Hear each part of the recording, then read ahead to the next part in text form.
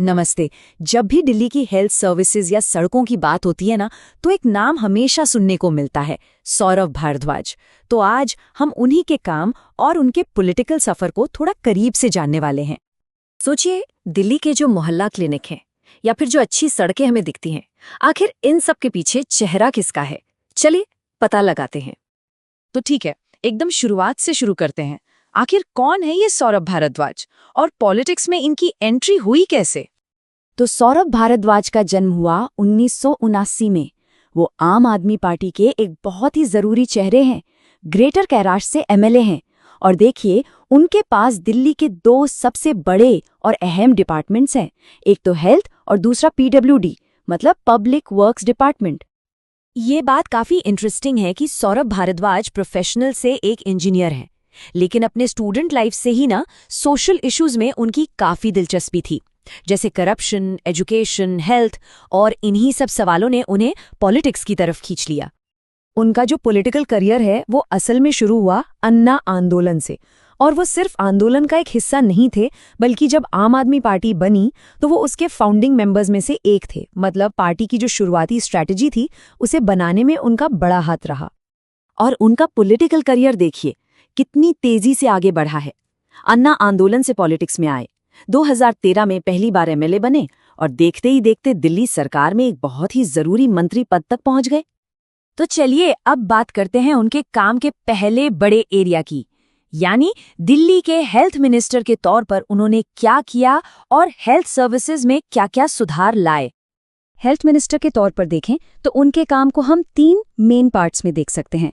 पहला, मोहल्ला क्लिनिक को और स्ट्रॉन्ग बनाना। दूसरा, सरकारी अस्पतालों की हालत सुधारना। और तीसरा, जो कि सबसे बड़ा चैलेंज था, कोविड के टाइम को मैनेज करना। आइए एक एक करके इन पर बात करते हैं। सबसे पहले बात करते हैं मोहल्ला क्लिनिक की। इस स्कीम को और मजबूत बनाने में उनका बहुत बड़ा रोल रहा। इसका सीधा सीधा फायदा दिल्ली के गरीब और मिडिल क्लास को मिला, क्योंकि उन्हें अपने घर के पास ही फ्री इलाज और दवाइयां मिलने लगी। सिर्फ मोहल्ला क्लिनिक ही नहीं, जो सरकारी अस्पताल हैं उनके इंफ्रास्ट्रक्चर पर भी काफी काम हुआ। चाहे वो आईसीयू बेड्स बढ़ाने की बात हो, ऑक्सीजन सप्लाई को पक्का करना हो, या फिर नई नई मशीनें लाना हो, हर चीज पर फोकस किया गया। और फिर आया कोरोना का वो दौर, उसे तो कोई नहीं भूल सकता। उस मुश्किल वक्त में कोविड मैनेजमेंट की पूरी जिम्मेदारी थी उनके ऊपर। हॉस्पिटल बेड्स हो, टेस्टिंग हो या वैक्सीनेशन ड्राइव हो, इन सब पर उनका खास फोकस रहा। अच्छा, तो हेल्थ सेक्टर की बात हो गई। अब आगे बढ़ते हैं उनके दूसरे बड़े डिपार्टमेंट की तरफ, यानी पीडब्ल्यूडी, लोक निर्माण विभाग। यहां पर उनका मेन फोकस था दिल्ली का इंफ्रास्ट्रक्चर डेवलप करना। तो पीडब्ल्यूडी मिनिस्टर के तौर पर उनका ध्यान दिल्ली के इंफ्रास्ट्रक्चर पर था, मतलब सड़कों की मरम्मत, वाटर लॉगिंग यानी जल भराव की जो प्रॉब्लम है उसे ठीक करना, और साथ ही करप्शन पर नकेल कसना। चलिए उनके कुछ मेन कामों को देखते हैं।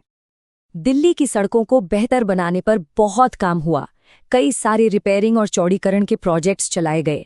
मकसद साफ था, ट्रैफिक को स्मूथ बनाना और दिल्ली के इंफ्रास्ट्रक्चर को ओवरऑल बेहतर करना। दिल्ली की एक बहुत बड़ी प्रॉब्लम है, खासकर बारिश के मौसम में, वाटर लॉगिंग। तो इस प्रॉब्लम से निपटने के लिए कई प्लान्स बनाए गए और उन पर काम भी हुआ, ताकि लोगों को थोड़ी राहत मिले। तो ये तो हो गई उनके काम की बात। पर एक लीडर के तौर पर सौरभ भारद्वाज की इमेज कैसी है, उनका काम करने का स्टाइल क्या है, अब जरा इस पर भी नजर डालते हैं। पब्लिक में उनकी इमेज एक बहुत ही शार्प स्पीकर की है, और उनकी एक खासियत है, वो जब भी बात करते हैं तो डेटा और फैक्ट्स के साथ करते हैं। ऑपोजिशन के खिलाफ उनका अंदाज अग्रेसिव तो रहता है, पर लॉजिकल भी होता है। तो देखिए, उनकी पहचान और स्टाइल को अगर हम देखें तो एक तरफ उनकी इमेज एक ईमानदार और जमीन से जुड़े हुए नेता की है, वहीं दूसरी तरफ उनका बात करने का तरीका फैक्ट बेस्ड और काफी अग्रेसिव है।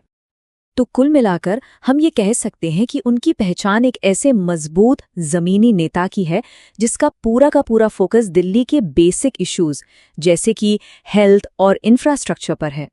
शॉर्ट में कहें तो सौरभ भारद्वाज उन लीडर्स में से हैं जिन्होंने सिर्फ पॉलिसीज नहीं बनाई, बल्कि उन्हें असल में जमीन पर लागू करके भी दिखाया, और शायद यही चीज उनकी सबसे बड़ी पॉलिटिकल पहचान बन गई है।